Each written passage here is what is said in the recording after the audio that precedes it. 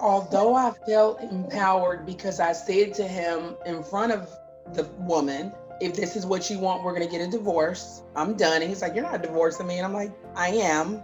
I'll get some paperwork drawn up. And I left that night. I felt empowered because I had finally put my foot down and drawn the line.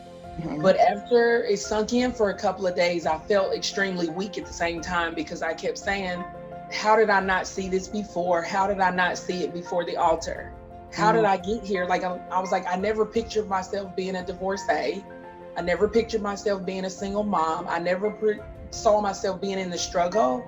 So I went into a very deep depression for probably about 2 years. And I was able to recognize it. So I actually started seeing two counselors, one through the church and one through work, because they have very different perspectives. I wasn't over my divorce for that long. It was very stressful and emotionally traumatic for me, and still asking the question, why wasn't I good enough? Why didn't it work?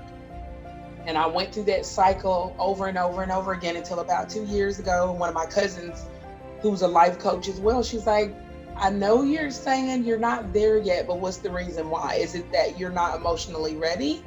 Or because you kind of want to use I want to be there, protect my kids and focus on them, and just kind of use that as a protective mechanism where you can just say, nope, I can't go on a date because I have kids. No, I can't. And I was like, oh my God. And I didn't realize that when she said it. So she was like, you're not going to move forward until you put yourself out there. So I was like, okay. The first couple of weeks, I just did the classes and the homework, focusing on all the direction we were getting there. There was a weekend retreat, and a young lady shared her testimony, very similar to my life story. Single mom, 2 children, trying to go back into dating, a little nervous about dating apps. And I told you from the beginning, I was like, not happening. No, not doing that. But after I heard her talk about how to make it fun, to find the fun in dating, get out there, put it out there, and basically it's in your control. And March the 1st, I launched my dating website, and a couple of dates came out of it that didn't really pan out, but I was still kind of prayerful. And someone reached out to me that ended up being from my high school. When it came to Evan, and we had our initial conversations about foundations, our background, we talked about my divorce, we talked about who we previously dated and things like that. We got to a place where we could warm up. And I did start to talk to him about the classes and things that I learned. And it was a comment that he made about, he said something about, when I first saw you on the app, I knew that you were different. The photos that you had up and the quotes that you had and the way that you spoke about yourself, I knew that you were a different type of woman.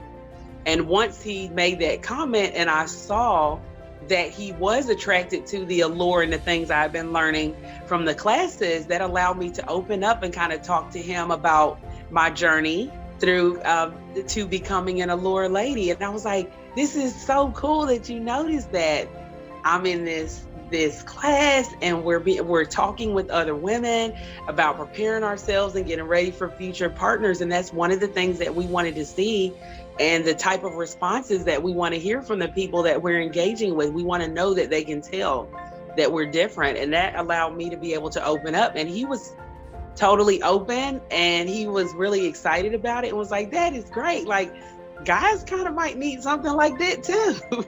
And he said to me, I want to know the authentic you through conversation only. And if that goes well, I do want to invite you on a date. And I had to sit back and I was like, okay, hey, I'm gonna do that. So that's what we did. We had our first date. I let him take the reins and set it up.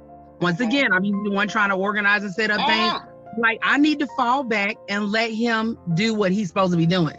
And he set everything up, organized the date. It was lovely. And I just let him lead. And after our first date is when we started talking on the phone. And again, he set the standard for that. After our first date, I'd love to talk to you on the phone. I'm like, so yeah. I'm just excited to have been able to be part of Prepare to Be Pursued.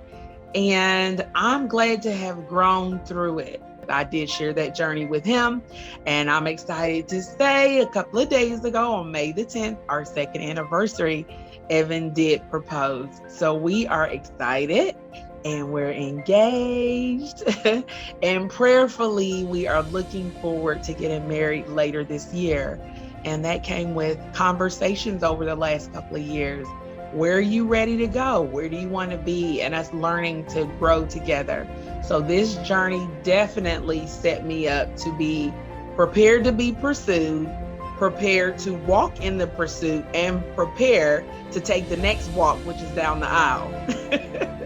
So I'm definitely excited. The journey's not over. Like I tell Nikki, I'm an Allure lady for life. And I will take that to marriage and beyond because I've learned so much. And I actually revisited some of the lessons that I did a few years back and last year just to read back over them and refresh and look and see how I've grown, and also areas that have been challenges so I can continue to grow. It's been an exciting journey, and I know you ladies have a great journey ahead as well.